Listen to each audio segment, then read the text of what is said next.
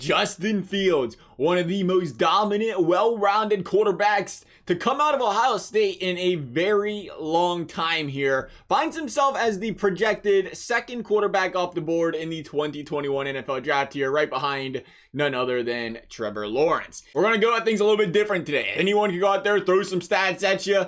Fact of the matter is, those stats, they don't always tell the full story. They can be deflated, inflated, whatever. So today we're going to try to do our best as an Ohio State fan, just 2 years of watching this guy play some football, to really dive into the positives, the negatives of this guy. And you know what? Is he a franchise quarterback for a team in the league? His first season off the transfer, absolutely dominant. He took extreme care of the football. He had what? It was one interception, right? He had one interception heading into the college football playoffs. He looked unstoppable. The combination of him and that Bucs D made it really feel like this was one of the most dominant Buckeye teams of all time. Unfortunately, they couldn't translate that into a national championship.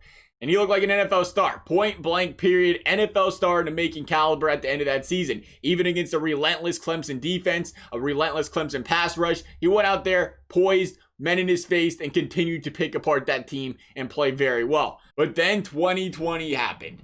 This man almost nearly ran himself out of the top 5 as far as projections are concerned after that Northwestern game. But he went out there and redeemed himself in a big way against Clemson before again struggling again against Bama. Now the struggles against Bama, there's going to be a little bit more of question marks regarding that one because he was hurt from that hit from the prior game. How much that affected him, we won't probably ever truly know, but you could tell out there a couple times he got hit. It was bothering him still during that football game. But here's what you're getting out of a guy like Justin Fields. On the positive side, he will tear teams apart with his deep ball game. He has an excellent deep ball. He does a great job of moving the safeties with his eyes. When he's playing well and he's on his game, he's very good at finding the matchup and the quick pass to his receivers as well. He's a guy that can extend plays and hurt you with his legs. A big, physical, tough guy to bring down. He's got tremendous control of the offense. I think he can get that hurry-up offense going quickly and effectively, as well as a guy that's pretty calm, cool, and collected when it comes to the spotlight and the high pressure parts of the game here. All positives. But there was one major thing that struck me, and it sticks out to this day, that is a major draft bust red flag for me, and that is the fact that he holds on to the football for far too long. I worry about this. If this man gets drafted by a team that doesn't have a top of the league caliber offensive line, I really have a hard time seeing him coming out as a franchise quarterback. I hope I'm wrong. I really do. I would love this guy to death. I hope but the most of success for this guy in the NFL, in his future, whatever. But it's a big issue. And thankfully, it is an issue that is something that can be rectified. I don't look at it as a guy that, he's made a lot of mistakes. He didn't throw 10 interceptions a season, 8 interceptions where you speed up the game going to the NFL. And you see this guy throwing 20-25 a year and he just can't get out of that bad mistake sort of mindset there from a quarterback standpoint. He's proven he can be extremely careful with the football. But in his current state, he ain't ready. Fields right now gets caught holding on that football far too long and has shown very little improvement in that area this year of speeding up that internal clock. Again, it's something he can do, something he can work on, something that can obviously be practiced and implemented in his game, but he has shown no signs of that so far. And that is a giant concern if you're an NFL team, for me, knowing he's got to learn how to get rid of that football a lot quicker. And he's got to learn to just, count it and run, make a move. He's got the legs, he's got the speed, make that quick move right away if you have to. Because what Fields does right now is he tends to look for the big play down the field more often than just taking what the defense gives him. You roll the tape back and you'll see on quite a few of these plays where he gets sacked, he takes an unnecessary hit, makes a bad play, whatever. You'll notice he leaves these crossing routes, these 5-6 yard crossing routes. These guys are open. He just, whether he's missing them or he's just not looking for them because he's looking for that deep shot, they're open, and he's got to hit those right then and there. Take what the defense is giving him. There's cases where, again, he's holding on to that football too long, and if you look, you'll see, though, running back running out in the flat for him, trying to give him an outlet option. He's not finding that option. I think that is an area that running back,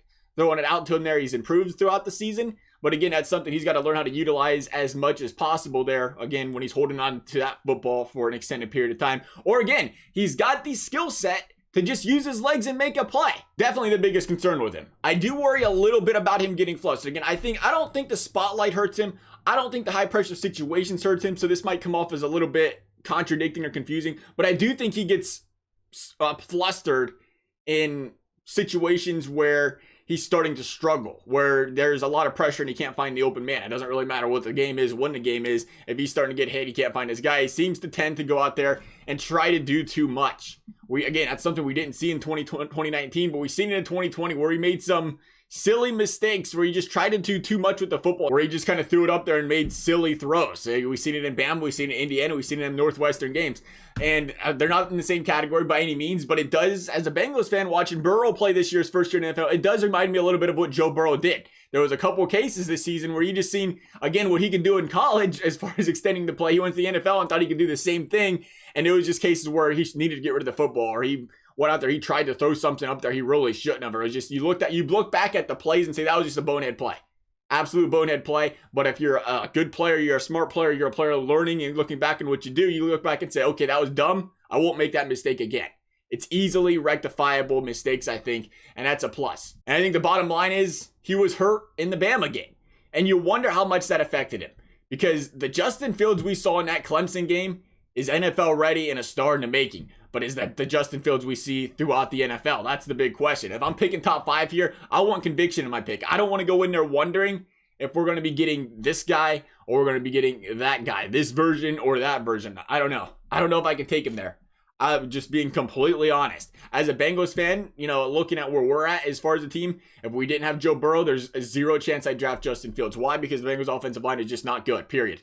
Not good. I can't see him developing behind a bad offensive line. There's gonna be some growing. There's gonna be some growing pains, I should say, with Justin Fields, and you got to put him in a position to succeed. We see that with a lot of quarterbacks in the NFL. There's not a lot. That's why we see so many busts. There's not a lot of quarterbacks that can just go into these atrocious teams, which is what most of them are. If you got a top 5 pick, you got a lot of holes for a reason. There's not a lot of guys that can go in there and succeed under that system right away. They need a little bit of support around him, and I feel like that is a Justin Fields case here. If you can get him a good offensive line, get a coach that can find a scheme that fits him really well, I see him succeeding in the NFL. I don't see him as a guy, though, that just goes out there and any situation you put him in, he's going to succeed right off the bat. I think he needs the proper situation, and for that reason, again, I don't want to call him bust. I don't want to see anybody be a bust, but if he can't learn how to get rid of that football quicker, I mean, that's where he's leaning. Hoping for the best out of Justin Fields. I hope we're talking about him in 15 years. That's our thoughts. Love to hear your guys. Thank you guys for watching. We'll see you next time.